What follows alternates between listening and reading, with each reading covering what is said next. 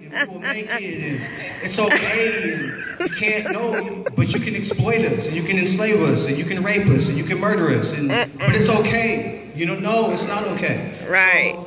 So, some of the things that I'm even hearing up here, to me, I understand that even though we're all black folks, we're not all aligned on the same principles and values. Yes, yes. I don't think that none of this is okay.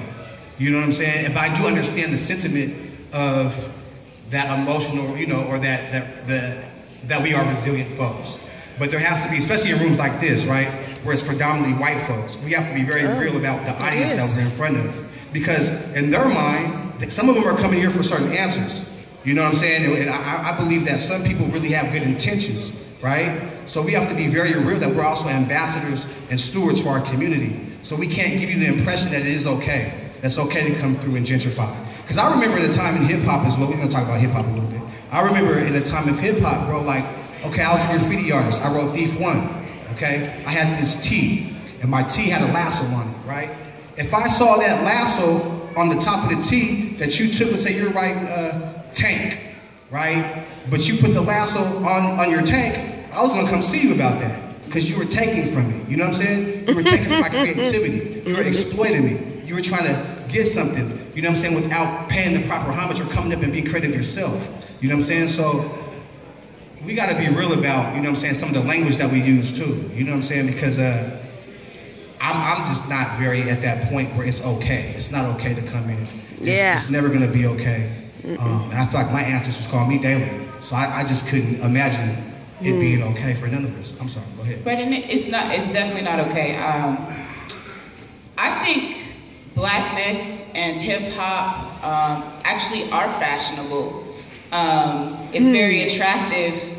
We are creative people. You can look through history and see many things that have been birthed out of black communities and then taken from them and then exploited for capital gain. So I actually think America loves black people so much that America wants to be black people sometimes. And I don't think people are comfortable hearing that, but I'm gonna respond based on the thing that you brought up about that song that came out. When I think about why it's not okay to just simply take that particular artist came up with a lot of other artists. And I'll just say it. Macklemore gained a lot of skills from artists who he rapped with, who he came up with, who taught him skills, who taught him the music grind, who taught him how to break into the underground and build himself as an artist. And those were skills that folks who birthed hip hop figured out on their own through trial and error and built up. And like he says in the song, because of the color of his skin, he started a few steps ahead, but America's also comfortable hearing him do that thing that we do that makes them uncomfortable.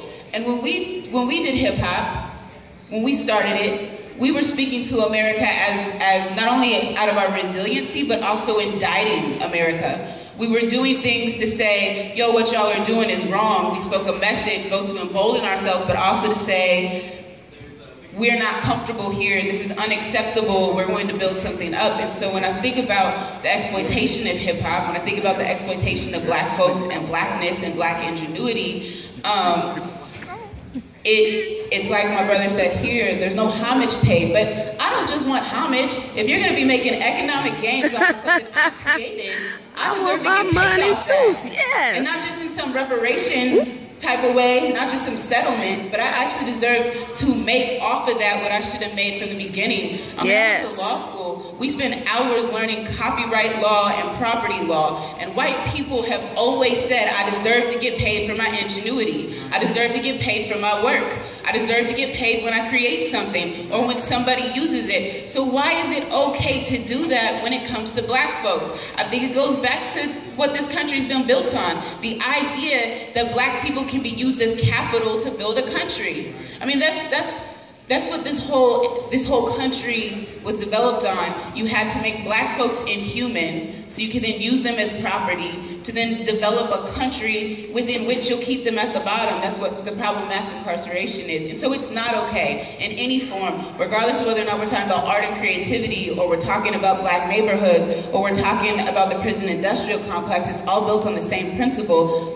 This country views black people as property and something to be used in the machine to gain things off of. And so I also think trying to take hip hop, because hip hop became such a powerful way to get black folks to rise up against a system of power and oppression and call out white supremacy. Like if you go listen to old Wu-Tang albums, they're not that old, but if you go back and listen, you'll hear the same analysis that Black Lives Matter folks are spitting now. They were spitting then, and that made the powers that be uncomfortable. So they said, what we're going to do, we're going to take this tool and we're going to flip it around on them, like Amir was saying, and we're going to make it a weapon, because it was powerful. It still is powerful, and I don't think it's fully taken. We can go back and grab it, but we got to snatch the rise mic up on our own and do that. And white folks got to get out the way. Yes. You know, real fast, I want to say something too.